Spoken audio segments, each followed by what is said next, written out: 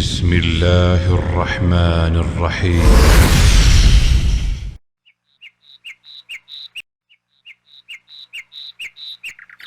الحمد لله والصلاة والسلام على رسول الله.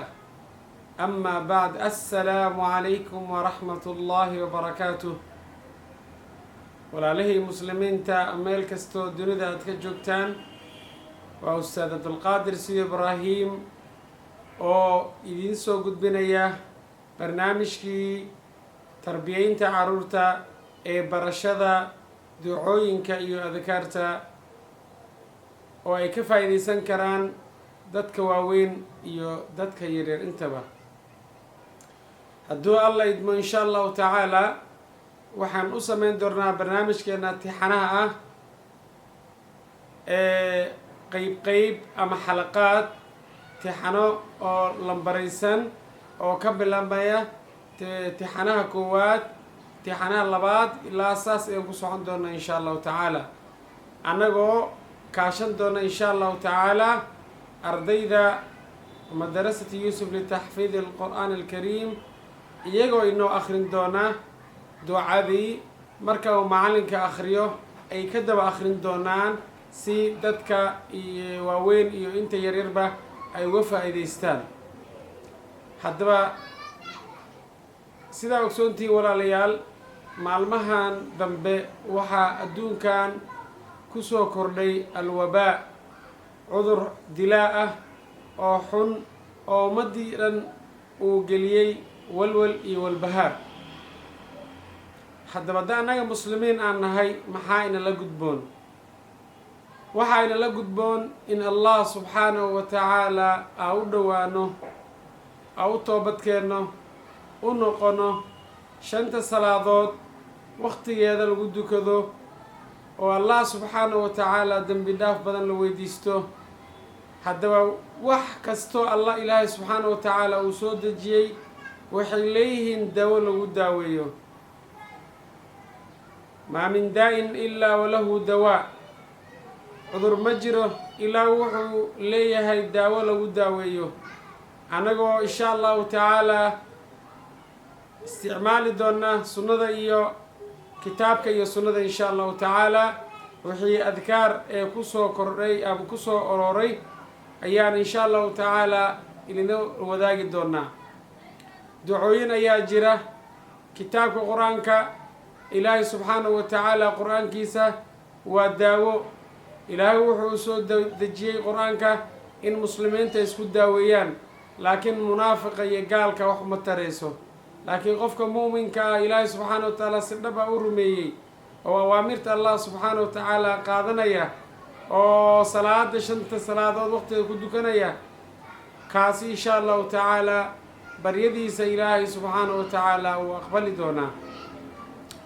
haddaba walaalkay muslimka ahow, walaashay muslimadda ahay, meel kastoo adduunka aad ka joogto, waxaan kaa codsanayaa inaad barto caruurtaada iyo nafsadaada aada barto. marka ugu horeysa saygaaga aada barto, haddaad dumar tahay, haddii rag aad tahayna xaaskaaga bar, waalidiintaada, walaalahaaga, caruurtaada oo dhan bar ducooyinka aan idinla wadaagi doono insha allahu tacaala.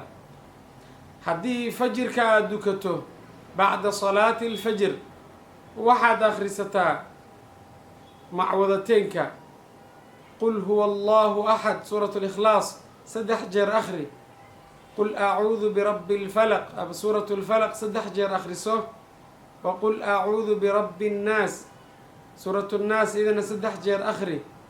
aayat lkursiy ha ka tegin dubra kulli salaah, salaad kastoo aada dukato gadaasheeda suuradaha aan soo sheegay ka tegin. xilli waxaa jirto hal loo akhriyo iyo xilli waxaa jirto saddex loo akhriyo. haddaba xilligee saddex loo akhristaa, xilligeese ayaa loo akhriyaa hal bacda salaati alfajri, salaada fajir ka bacdi, iyo bacda salaati almaqrib ayaa waxaa la akhristaa saddex jeer macwadateenka. qul wallah 3 jeer ayaad ka akhrinaysaa, birabbi lfalaq 3 jeer, birabbi nnaasna 3 jeer. aayatulkursiyi waa 1 mar. laakiin salaadaha soo haray oo duhurka iyo casirka hadduu ilaahay kuu roon yahay iyo cishaha waxaad akhrisataa hal qul wallah hal mar akhri, birabbi lfalaq hal mar akhri, birabbi nnaas hal mar akhri, aayatulkursiyina hal mar akhriso. waxaad akhrisataa adkaaru sabaax walmasaa, adkaarta ilaahay subxaanahu watacaala nabigiisa ee ina amray in aan isku xijaabno, aan nafsadeenna ku ilaalino, carruurteenna aan barno, aan ugu xirsi xirno, oo ah dhufayska muslimka uu kaga gaashanto dhagarta munaafiqiinta, kuwa balaayada wada, cudurada kulliona ugu gaashaaman leed. nabiga moxamed sala allahu alay slam ayaa inoo sheegay shayaadiinna kuma soo dhowaanayso. haddaba ducooyinka insha allahu tacaala tixana ayaan ka dhigi doonaa iyo adkaarta. haddaba ducada maanta aan qaadan doono waxay tahay bismi illaahi aladii laa yaduru maca ismihi shay-un fi lardi walaa fi lsamaa wa huwa asamiicu alcaliim. 3 jeer ayaa la akhristaa iyadoo ardaydaan u akhrinayno, iyagana nabadaba akhrinayaan ayaa idin soo gudbin doonaa barnaamijkeena maanta. idinkana ka daba akhriya oo barta hadduu ilaahay idmo. waxaana kusii xigi doonaa ducada bismi illaahi aladii laa yaduru maca ismihi shay-un fi lardi walaa fi lsamaa wa huwa asamiicu alcaliim. ducada iyadana cudurada loo akhristo, waayo ducadaas haddeena aan soo sheegay wax dhib ah aada la kulmayso ama qof ku dhiba ama qof dhib kuu geysan kara ma jiro.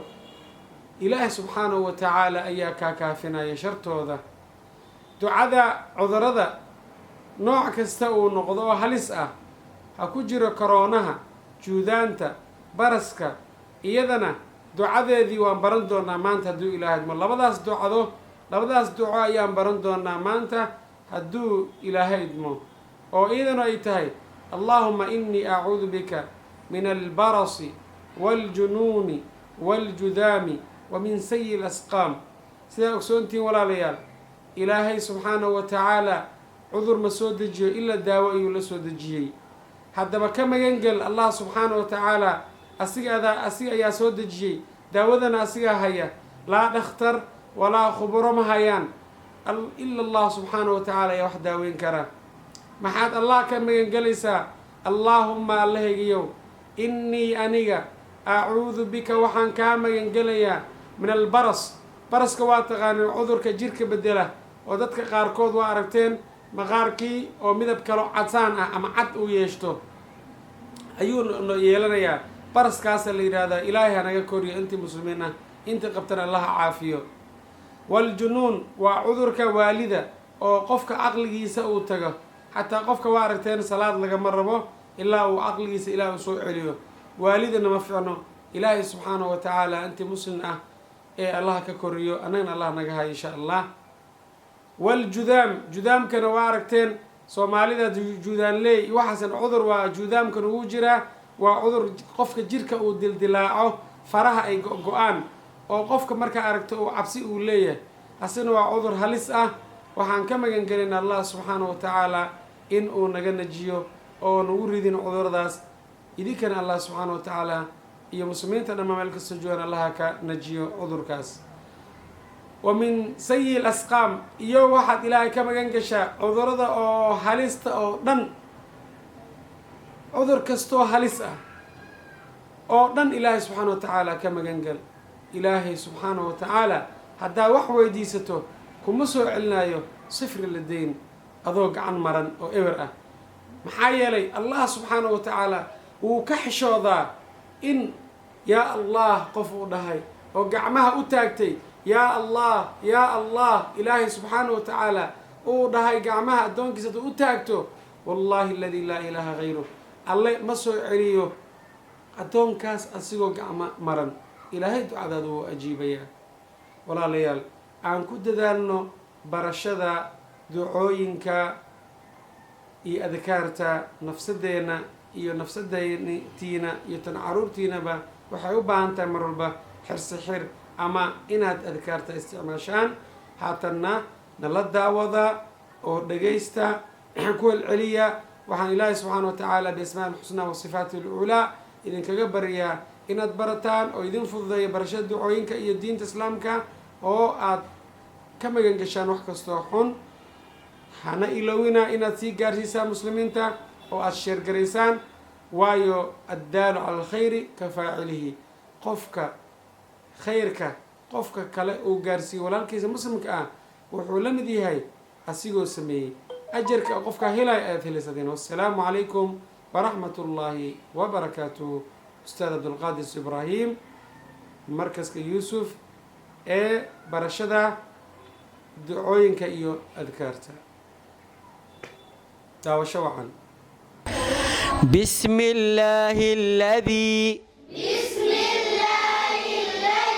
لا يضر مع اسمه شيء في الأرض ولا في السماء وهو السميع العليم. بسم الله الذي لا يضر مع اسمه شيء في الأرض ولا في السماء وهو السميع العليم. بسم الله الذي لا يضر مع اسمه شيء في الأرض ولا في السماء وهو السميع العليم.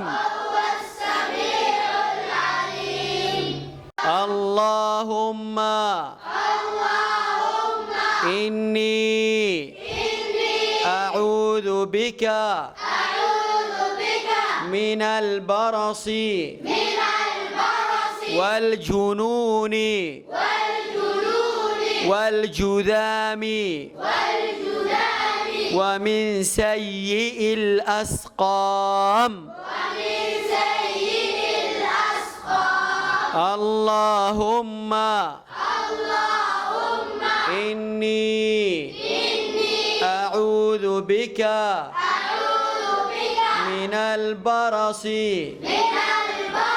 والجنون والجذام ومن سيء الأسقام.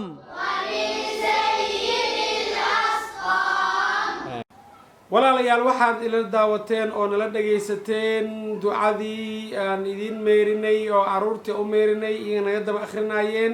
idinkana waxaan rajaynaynaa inaad ku ceshataan, maadaama wixii ay duuban yihiin waad soo celin kartaa mar waliba si aad u barato. ilaahay anugu anfaco, idinkan idinku anfaco. cudurada wareegayana allah idinka kaafiyo, allah idinka haayo. wajazaakum allahu khayra aljazaa. sii gaarsiiya muslimiinta, share, like, subscribe youtube-kana haylowina iyo meel kasto oo muslimiinta joogaan si ay u daawadaan ay u noqdaan dhaxalgal, waayo waari maysidee wax uun ka tag oo muslimka uu anfacayo. waayo annagoo dhan waan soconaa, xilligay noqotoba, maanta ha noqoto, beri ha noqoto, waa la wada socdaa. haddaba intaadan dhimanin ka hor ka tag khayr ummadda anfaca. mashaaikhdeenii hore oo dhinteen cajaladooyinka waa duuban yihiin, tafsiir ahaado, ducooyin ahaadaan, iyaga waa tageen, laakiin annagii waa dhageysanaynaa. ayaga ajarkii waa u socdaa, waxay la mid iyagoo nool oo wixii akhrinaya. wajazaakum allahu khayr. waxaan rajaynaa inaad ka faa'idaysteen barnaamijkeena. wassalaamu calaykum waraxmat ullaahi wabarakaatuhu.